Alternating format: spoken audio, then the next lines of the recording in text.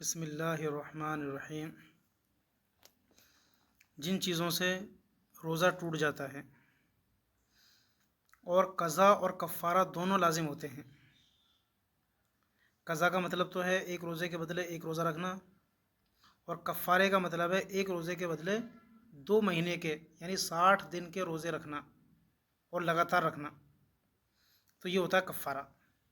اب جن چیزوں سے روزہ ٹوٹ جاتا ہے اور صرف قضا واجب ہوتی ہے وہ 11 چیزیں ہیں جو ہم نے آپ کو کل اور پرسوں میں بتا دی، 2 دن پہلے۔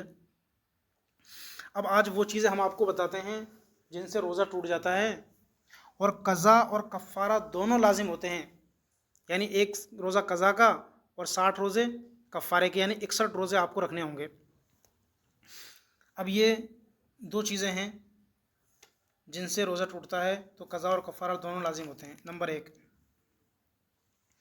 رمضان شریف کے مہینے میں روزہ رکھ کر ایسی کوئی چیز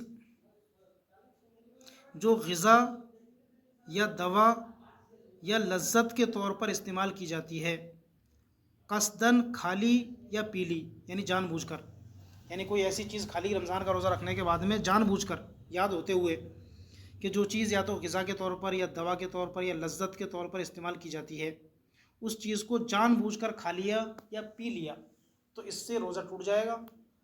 قضا اور کفارہ دونوں لازم ہوتے ہیں۔ نمبر 2، رمضان کا روزہ رکھنے کے بعد میں قصدن صحبت کر لی، یعنی روزہ یاد ہوتے ہوئے جان بوجھ کر صحبت کر لی تو اس سے بھی روزہ ٹوٹ جائے گا۔ قضا اور کفارہ دونوں لازم ہوں گے۔ اچھا، کفارہ صرف رمضان شریف کے ادا روزے توڑنے سے واجب ہوتا ہے، یعنی رمضان کے جو ادا روزے ہیں، 30 دن کے جو روزے ہیں، ان کے توڑنے سے کفارہ واجب ہوتا ہے۔ رمضان کے علاوہ کسی اور روزے کو رکھ کر توڑ دیا تو کفارہ واجب نہیں ہوگا، قضا واجب ہوتی ہے۔ یا رمضان کے کوئی قضا روزے رکھ رہا تھا اور رمضان کی قضا کے روزے رکھنے کے بعد توڑ دیے تو کفارہ واجب نہیں ہوگا۔